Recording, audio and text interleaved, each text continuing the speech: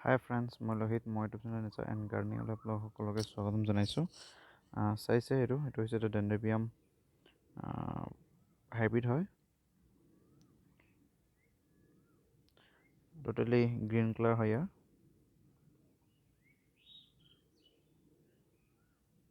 ইমান ধুনীয়া চাওক, গছটো ইমান ডাঙৰ নহয়, সৰুৱে গছ। মাটি পাতত লগোৱা আছে, প্লাষ্টিক পাতত লগোৱা আছে। বাকীখিনি মোৰ মাটি পাতত, সেইখিনি গোটেই মোৰ ডেণ্ড্ৰবিয়াম হাইব্ৰিড।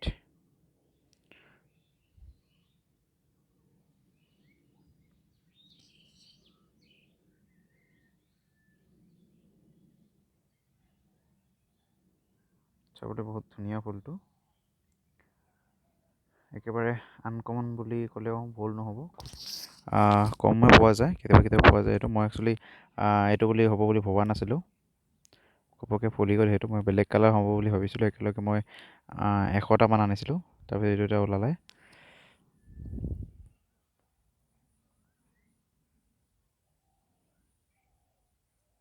বহুত ধুনীয়া কালাৰটো। চাওক, ইয়াৰ যত্ন বিশেষকৈ এখন ইমান বেছি কি নহয়, কঠিন নহয়, একেবাৰে সহজ। আৰু এই বিশেষকৈ এই ফুলটো, বিশেষকৈ ডেণ্ড্ৰবিয়াম হাইব্ৰিডবিলাক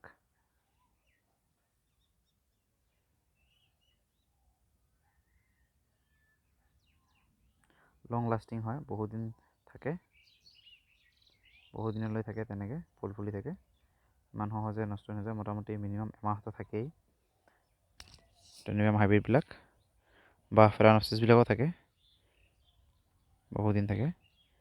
এইটোও থাকে। আৰু ইয়াৰ কেয়াৰ মই কেনেকৈ লৈছোঁ বা কেনেকৈ লৈছোঁ সেই বিষয়ে কওঁ। মই আগতে যত্ন লোৱাই নাছিলোঁ একো ইয়াৰ।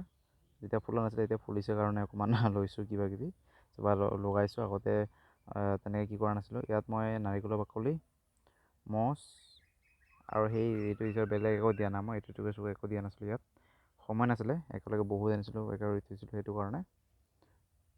তথাপি ধুনীয়াকৈ ফুল ফুলি আছে, এতিয়াহে গম পালোঁ। ইয়াত মই মাজে মাজে কেতিয়াবা দিছিলোঁ NPK 19-19-19টো দিছিলোঁ।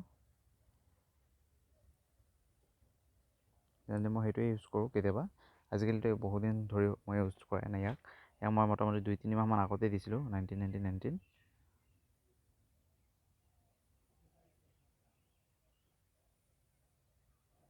এতিয়া ইয়াৰ এটা উশাহ মাৰিছে। একচুৱেলি মই এতিয়া বৰষুণ পোৱাৰ ঠাইত চলে আৰু বহুত ধুনীয়াকৈ ওলাব। আৰু বিশেষকৈ বৰষুণ পোৱাৰ ঠাইত থ'লে ইমান যত্ন কৰিব নালাগে, তেনেকৈ ধুনীয়াকৈ হৈ থাকে। আৰু চাওক, গছটোৰ ইমান অৱস্থাও ভাল নহয়, তথাপি ধুনীয়াকৈ ফুলিছে। সেইটোৱে ধন্যবাদ। আৰু ফুলটো ইমান ডাঙৰ নহয়, সৰুৱে, কিন্তু সৰু হ'লেও ধুনীয়া আৰু ইউনিক কালাৰ।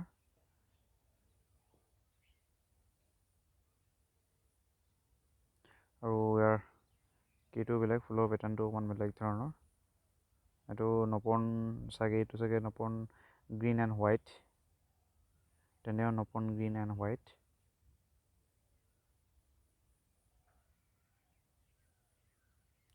এইখিনি যদি ভিডিঅ'টো ভাল পায় তেনেহ'লে লাইক কৰক, শ্বেয়াৰ কৰক, আৰু লগতে ছাবস্ক্ৰাইব আৰু বেল আইকনটো দবাই দিব।